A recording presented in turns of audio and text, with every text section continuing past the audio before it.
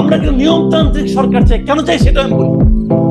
আপনি যতক্ষণ পর্যন্ত আপনাকে রেগুলার পলিটিক্যাল গভর্নমেন্ট না আসবে ততক্ষণ পর্যন্ত এই দেশে কোনো বিনিয়োগ আসবে না। আপনি সিঙ্গাপুর থেকে স্মার্ট লোক নিয়ে আসেন আর 41,000 থেকে ঝাঁপ দেওয়া লোক নিয়ে আসেন, ভাই কোনো লাভ হবে না। উনি ওই মানে কি একটা অনুষ্ঠানে পরিচালনা করবেন, টুকটাক ইংরেজি বলবেন, হয়ে গেল। স্মার্টলি হাঁটবেন, হয়ে গেল। বিনিয়োগ আসবে না ভাই। পলিটিক্যাল গভর্নমেন্ট ছাড়া রেগুলার গভর্নমেন্ট যারা বিনিয়োগ করবে তারা কিসের উপর ভরসা করে করবে না। কাজে আপনি সেই জন্য আপনার এখানে একটা রেগুলার পলিটিক্যাল গভর্নমেন্ট আসছে। সবগুলি পলিটিক্যাল পার্টি এই সরকারকে সাপোর্ট দিচ্ছে। যদি সাপোর্ট না দেয় তাহলে কি হবে? চাপ তৈরি হবে। এই চাপ সামাল দেওয়ার ক্ষমতা ইউনিট সরকারের নাই, একদমই নাই। কাজে যদি আমি বললাম তো আগামী সপ্তাহে যদি তারেক রহমান এসে বলে যাবে ইলেকশন চাই এবং ডিসেম্বরের মধ্যে চাই, যদি বলে আপনি নিশ্চিত থাকেন ইলেকশন ডিসেম্বরে হবে। কারণ ডক্টর ইউনূস ওই রিস্কে যাবে না, তার পক্ষে এই চাপ সামাল দেওয়া সম্ভব না। আমার ধারণা এনসিপি মনে হয় আর ভাবে না। এনসিপি মনে বুঝে গেছে যে আর অনন্তকাল সময় দিলে যতই সময় বেশি পাবে ততই তারা ক্ষুদ্র থেকে ক্ষুদ্রতর হবে, ওই হোমিওপ্যাথি ডোজের মতো। হ্যাঁ, ওটাতে কোনো কাজ হবে বলে আমার কাছে মনে হয় না। এনসিপির আশা আকাঙ্ক্ষা মোটামুটি এখন শেষ। কারণ জামাত হয়তো ভাবতে পারে যে আর একটু সময় পাইলে আর একটু বুঝাবো, কিন্তু তাতেও কিছু হবে বলে আমার কাছে মনে হয় না। এমনকি এনসিপির নেতাও পরিণত হয়েছে ডক্টর ইউনূস। মানে এনসিপির নেতা হিসাবে কিন্তু এখন আর নাহিদের নাম আমরা শুনি না, ডক্টর ইউনূসের নামই আমরা বেশি শুনি। ডক্টর ইউনূসের মানে নিজেকে একটি নেতা হিসাবে, শাসক হিসাবে প্রতিষ্ঠিত করতে পেরেছেন বলে মনে হয়। সেই ক্ষেত্রে ইলেকশন যদি পরে হয়, ডক্টর ইউনূস সরকার যদি আরেকটু বেশি সময় থাকে, তাহলে কি অসুবিধা? আমরা কেন বিএনপিকে নিয়ে আসার জন্য এত অস্থির হয়ে উঠেছি, বা যারা নির্বাচন করে আসবে তাদের জন্য অস্থির হয়ে উঠেছি? ডক্টর ইউনূস ভালো করছেন কি মন্দ করছেন এটা তো আমার দেখার বিষয় না রে ভাই। না কেন আমি বলি, ডক্টর ইউনূস কোন সরকারের প্রধান? উনি একটা অন্তর্বর্তী সরকারের প্রধান। আর অন্তর্বর্তীকালীন সরকার মানেটা কি? মানেটা হলো একটা রেগুলার গভর্নমেন্ট আসবে, যতদিন সেই রেগুলার গভর্নমেন্টটা না আসে ততদিন সরকারটাকে পরিচালনার জন্য এবং ওই রেগুলার গভর্নমেন্ট আনার জন্য যে নির্বাচনটা হবে সেই নির্বাচনটা অবাধ এবং নিরপেক্ষ করার জন্য একটা সরকার দরকার। সেটি হলো ডক্টর ইউনূসের সরকার। এই কথা কিন্তু মাথায় রাখতে হবে। কাজেই এই সরকার তো রেগুলার গভর্নমেন্টের মতো কাজ করবে না। এবং অন্তর্বর্তী সরকার আপনি যেগুলো আমরা সাফল্য বললাম, আমরা কিন্তু এগুলি একটা অস্বীকার করছি না। রমজানের শাকসবজির দাম কম ছিল, কোনো সন্দেহ নাই। চালের দাম কি কম ছিল? তেলের দাম কি কম ছিল? ছিল না। এখন আপনি বলবেন যে চাল তেল নিয়ে কাল ভাই গত রমজানে সবকিছুর দামই বেশি ছিল, চালের দামও বেশি ছিল, শাকসবজির দামও বেশি ছিল। এবার শাকসবজির দাম কম, এটা আমাদের জন্য একটা রিলিফ না? রিলিফ, অবশ্যই রিলিফ, আমি অস্বীকার করছি না। রমজান তো শেষ, এখন কি হচ্ছে শুনেন। আমার কাছে ওই দিন এক ভদ্রলোক 3টা রিসিপ্ট পাঠিয়েছে, 3টা রিসিপ্ট। একটা রিসিপ্ট সে মোহাম্মদপুরের একটা দোকান থেকে, মায়ের দোয়া নামে একটা চাউলের দোকান, সেই দোকান থেকে সে জানুয়ারি মাসে 3 তারিখে 25 কেজি চাউলের এক বস্তা চাউল কিনছে 1740 টাকা। সেই একই দোকান থেকে সেই একই চাল, একই পরিমাণ চাল উনি ফেব্রুয়ারি মাসের 1 তারিখে কিনছেন 1950 টাকা দিয়ে।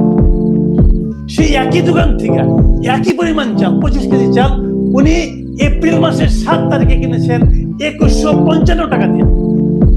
কথাটা খেয়াল করেন, 4 মাসের ব্যবধানে চাউলের দাম 1700 থেকে 2100 টাকা হয়ে গেছে, একই দোকানে একই জায়গায়।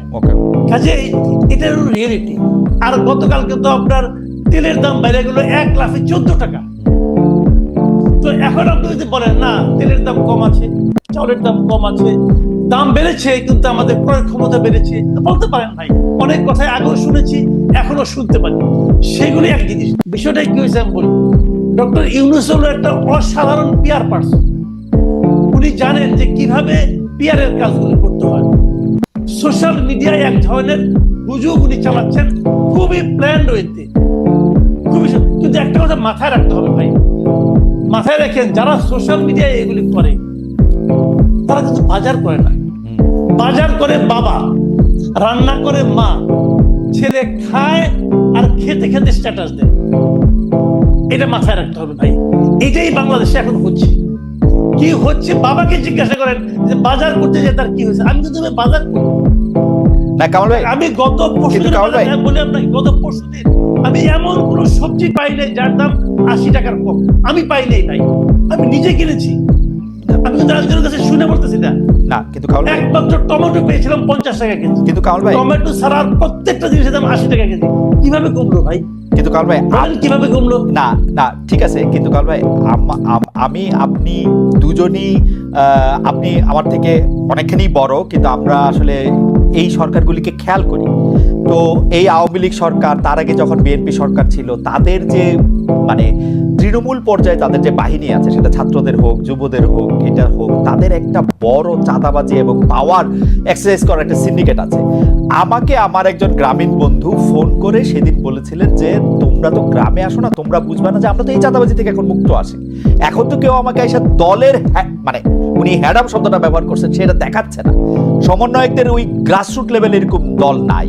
তো এইটা তাদের জন্য একটা স্বস্তির। এইটা আমরা কেমনে বুঝবো? আমরা শুধু তথাকথিত নির্বাচন এর নাম দিয়ে এটাকে আমরা আসলে, না, আমি আপনার সঙ্গে কিন্তু একদম দ্বিমত করছি না।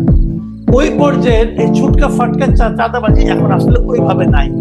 ঢাকার রাস্তাতেও এই ফুটপাতের বাদামওয়ালাকেও কিন্তু প্রতিদিন 100 টাকা করে চাঁদা দিতে হতো আগে, যে নাকি চীনাবাদাম বিক্রি করে। ওইটা এখন নাই, আমি নিজে চেক করে দেখেছি, ওগুলি নাই। এটা হলো একটা পজিটিভ দিক।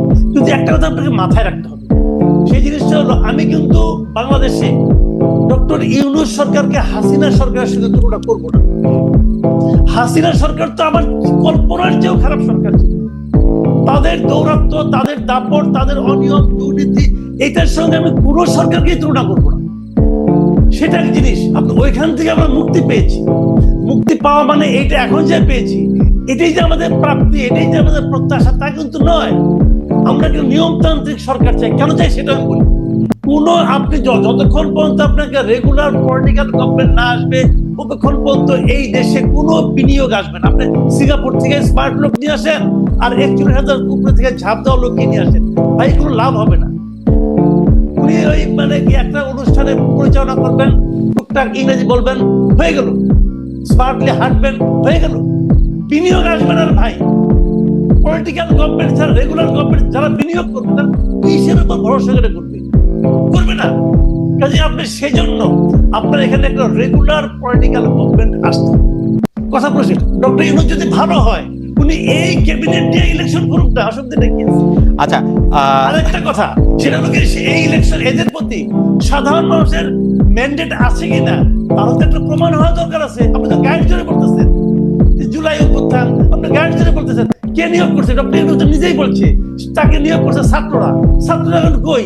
ছাত্ররা মিটিং রাখলে 100 লোক হয় না। তাহলে ওনার নিয়োগ করতে হয় যে শুয়ে পড়ছে, কুয়ে তো লাভ নেই ভাই।